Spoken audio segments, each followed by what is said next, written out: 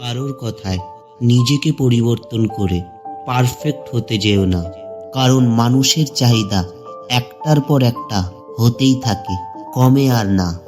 আমি স্বীকার করছি, যে পুরুষ শুধু শরীর বোঝে, মন বুঝতে চায় না, সেই পুরুষ কখনো কারোর সঙ্গী হওয়ার যোগ্য রাখে না। কিন্তু তাই বলে কি আপনি পুরুষের শারীরিক চাহিদাকে অস্বীকার করতে পারবেন? মানুষ অর্থ দিয়ে নিজের অবস্থান পরিবর্তন করতে পারলেও কখনো স্বভাবের পরিবর্তন করতে পারে না। যেসব নারীরা বলেন পুরুষ মানুষ শুধু মেয়েদের শরীর ছাড়া আর কিছু বোঝে না, আমি সেই সব নারীদের বলছি, আপনার পুরুষ মানুষ যখন নিজের শারীরিক চাহিদা মেটাতে পারবে না, তখন আপনার কাছে না গিয়ে অন্য কারোর কাছে যাওয়াটা আপনি মেনে নেবেন? যখন আপনি তাকে ভালোবাসা যত্ন দিয়ে আগলে রাখবেন, তখন যখন শারীরিক চাহিদা আপনার থেকে না মিটিয়ে অন্য কারোর সাথে মেটাবে, তখন কিন্তু অভিযোগের আঙ্গুল আপনি সবার আগে তুলবেন তার দিকে। গুরুত্ব দিলে প্রয়োজন মনে করে না, আর না দিলে অভিযোগের শেষ হয় না। যদি সহজে কাউকে পাত্তা দাও, সে তোমায় সস্তা ভাববে, আর যদি সহজেই কাউকে গুরুত্ব দাও, তাহলে সে অবহেলা করবে। মনে রাখবেন, তিনটি জিনিস সবার সমান হয় না: এক রূপ, দুই অভাব, তিন ভাগ্য। জীবনে সবকিছু করবেন, কিন্তু যে একবার ধোঁকা দিয়েছে তাকে আর দ্বিতীয়বার বিশ্বাস করবেন না।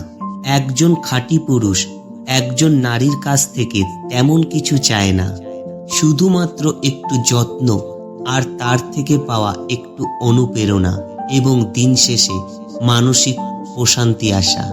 আমি ব্যবহার দেখে সম্মান করি, বয়স দেখে নয়। প্রথম দেখায় বা প্রথম আলাপে কখনো মানুষ চেনা যায় না, কারণ প্রথমবার মানুষ বাইরের রূপটা প্রকাশ করে, ভেতরেরটা না। পুরুষের যদি নারীর শরীরের প্রতি আকর্ষণ নাই থাকতো, তবে কেন তারা শুধু একজন নারীর প্রেমে পড়বে, নারীর সঙ্গ চাইবে? নারীর মনটা কি নারীর শরীরের বাইরে অবস্থিত? নিশ্চয়ই না।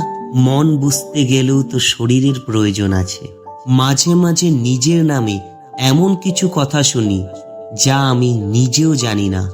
যারা নিজের সান্ত্বনা নিজেকে দিতে শেখে, তারাই শেষ পর্যন্ত টিকে থাকে।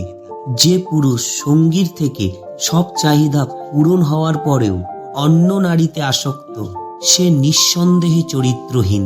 কিন্তু যে পুরুষ তার সঙ্গীর কাছ থেকে কোনো চাহিদাই পূরণ করতে পারে না, তাকে কি উপাধি দিবেন? নারীর মন বুঝতে পারাটা সহজ নয়, আবার কঠিন কিছুও নয়।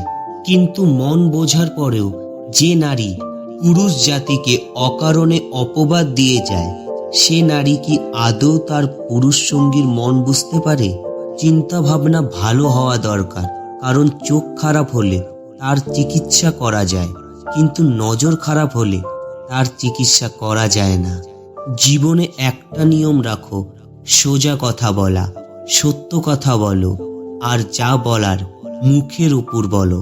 তাহলে যে আপন সে বুঝে যাবে, আর যে আপন হওয়ার অভিনয় করে সে দূরে চলে যাবে।